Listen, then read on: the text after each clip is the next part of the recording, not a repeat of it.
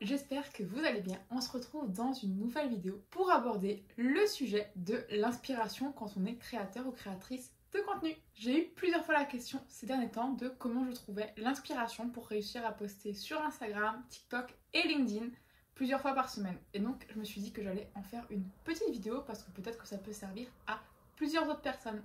Déjà, la première question, c'est pourquoi est-il important de publier régulièrement ? Si tu es créateur de contenu, UGC ou pas, tu le sais, l'algorithme aime qu'on soit régulier et donc si tout d'un coup tu as une panne de page blanche, que voilà, tu te retrouves face à ton ordinateur en disant mince, qu'est-ce que je vais poster aujourd'hui ? C'est problématique parce que ça peut durer plusieurs jours et du coup tu n'as pas de contenu à poster pendant plusieurs jours. Et dans ces cas-là, ça peut être assez problématique. Déjà, premier conseil que je te donne, c'est de programmer ton contenu en avance, ou en tout cas d'avoir un planning éditorial à l'avance. Moi par exemple, là au moment où je filme cette vidéo, on est le 30 septembre. Aujourd'hui, j'ai fait tout mon planning du mois d'octobre. Donc je sais chaque jour qu'est-ce que je dois publier. J'ai pas encore tout filmé, tout monté, le contenu est pas prêt du tout. Mais en tout cas, j'ai les grandes lignes, les grandes idées ou les gros titres des articles que je vais poster et je sais à peu près si c'est du réel, du post, du carrousel. Comme ça, j'ai une petite logique, on va dire. Je dirais que la première catégorie pour l'inspiration, c'est les sources d'inspiration quotidiennes. Qu'est-ce que je mets là derrière ? Déjà, premièrement, c'est tout ce qui m'entoure. Ma vie quotidienne, les conversations que j'ai avec les gens, les questions qu'on me pose, que ce soit dans la vraie vie, sur les réseaux. Tu peux t'inspirer de tout et de tout, tu peux faire un post, une vidéo, peu importe. Le point numéro 2, c'est le fait d'écouter l'audience. Peut-être que tu débutes sur Instagram et tu dis « Oh là là, j'ai pas beaucoup d'audience » ou des choses comme ça. C'est pas grave, déjà, dès que tu as un retour, tu peux exploiter ça en idée de contenu. Et en troisième point, tu as tout ce qui est trend, tendance, que ce soit sur TikTok, sur YouTube ou sur Instagram. Il y a des trends qui pop un peu partout, quasiment tous les jours. Et ça aussi, tu peux t'en servir et ça peut t'inspirer pour créer ton contenu. Bien sûr, le but, c'est pas de plagier ou de copier mot pour mot exactement la vidéo d'autres créateurs, mais en tout cas, ça peut donner une source d'inspiration. Dans une seconde catégorie, on a un petit peu tout ce qui est outils et plateformes qui peuvent t'inspirer. Je ne pouvais pas ne pas parler de Pinterest. On le sait tous. Si vous êtes une fille, encore plus. Combien d'heures on passe réellement sur Pinterest par jour ou par semaine ? Je sais pas vous, mais moi, il faudrait que je calcule parce que vraiment, le temps est énorme. Que ce soit en pro ou en perso, parfois je me perds, j'avoue, je cherche à la base un truc pro et finalement, je me retrouve dans ma garde-robe old money de mes rêves. Mais en tout cas, voilà, c'est une source d'inspiration et une mine d'or, Pinterest. Vraiment, il y a 1 milliard d'idées à la seconde et vous pouvez aller farfouiller là-dedans et vous trouverez toujours des petites pépites. On a aussi Answer the Public, je sais pas trop comment ça se prononce, vous m'excuserez. Mais en tout cas, c'est un peu une plateforme qui va vous répertorier toutes les recherches des gens autour d'un mot-clé. Et donc ça, c'est parfait pour générer des idées ou des articles de blog autour de questions que les gens se posent vraiment. On a aussi, bien évidemment, Google Trends qui est là pour nous donner toutes les tendances du moment. Et franchement, on n'y pense pas toujours, mais ça peut vraiment être utile pour voir ce qui est en vogue sur un moment précis.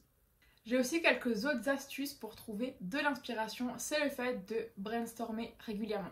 Moi, dès que j'ai une idée, j'ai une note vraiment dans mon téléphone, où c'est en mode idée, et dès que j'ai une idée, peu importe où je suis, que je sois aux toilettes, sur mon canapé, en train de me préparer, je sais que cette note elle est là, et dès que j'ai la moindre idée, je la note là-dedans.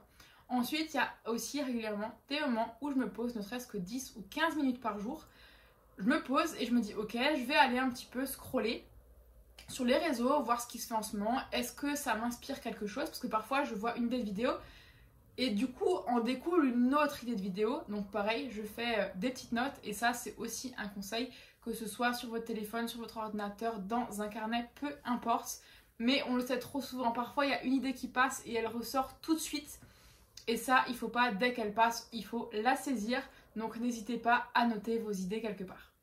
On a aussi le fait de s'inspirer d'autres créateurs, peut-être que tu es créatrice de contenu, et regarde dans ta niche quelles sont les personnes qui font la même chose, par exemple si tu es dans la skincare, ok, va voir, tape UGC Skincare sur les réseaux et va voir un petit peu ce qui se fait et s'il y a des créatrices desquelles tu peux t'inspirer. Encore une fois, on ne parle pas de plagier ou de recopier, de faire exactement les mêmes plans, de poser la même voix avec les mêmes mots dessus.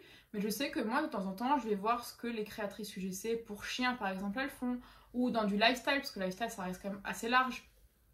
Et encore une fois, je me dis, ah bah oui, ça c'est intéressant comme idée. Et donc je la prends et j'ajoute ma personnalité. Encore une fois, quand on est créateur de contenu, on est aussi suivi pour notre personnalité et pour ce qu'on partage, ou en tout cas les marques nous contactent pour ça. Donc si vous prenez un contenu copié-collé de quelqu'un d'autre, ça ne va pas marcher. Ajoutez vraiment votre patte et votre personnalité.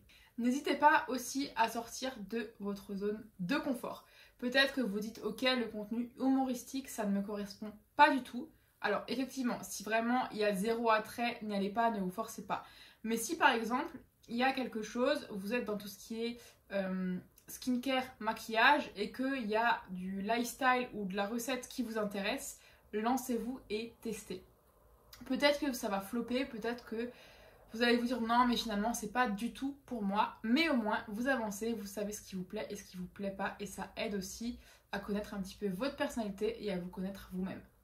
Si jamais vous avez des idées aussi pour trouver l'inspiration ou comment vous faites, s'il y a des choses que j'ai pas citées dans la vidéo, n'hésitez pas à laisser un petit commentaire. On fait un petit récap du coup, comment trouver l'inspiration. Alors, on observe vraiment son environnement, enfin tout ce qui nous entoure, que ce soit pro, perso, vraiment il peut y avoir des idées et des questions dans tous les sens, et vraiment c'est quelque chose qui peut vraiment nous aider.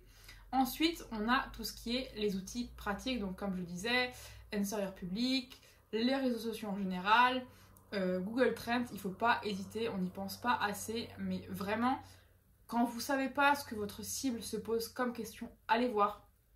Et vous verrez que parfois, vous serez même surpris de voir les questions que les gens se posent. Vraiment. Je veux dire, moi, j'ai fait la recherche, je me dis, ah oui, c'est ce niveau-là en fait qu'il faut aller chercher. On a aussi tout ce qui est sortir de sa zone de confort, et c'est un process. Vous allez tester des choses, il y a des choses qui vont vous convenir mieux que d'autres. Il y a des mois où vous serez plus inspiré que d'autres. En tant que femme aussi, notre cycle joue là-dessus. En tout cas, moi, je l'ai remarqué. Je sais que les périodes, parfois, à l'approche des règles, je suis moins productive, j'ai moins d'idées parce que je suis fatiguée et des choses comme ça. N'hésitez pas à essayer d'observer aussi ça. Peut-être que je pourrais faire une vidéo si ça vous intéresse là-dessus. Mais quel a l'impact de votre cycle sur votre travail, surtout quand on est à son compte. Je pense que c'est hyper important de prendre le temps de l'observer et de mettre de la conscience là-dessus. Encore une fois, c'est un process, c'est de la discipline, et avec le temps, ça viendra de plus en plus naturellement. Si cette vidéo t'a été utile, n'hésite pas à lâcher un petit like, un petit commentaire, parce que ça soutient la chaîne et ça fait toujours très plaisir.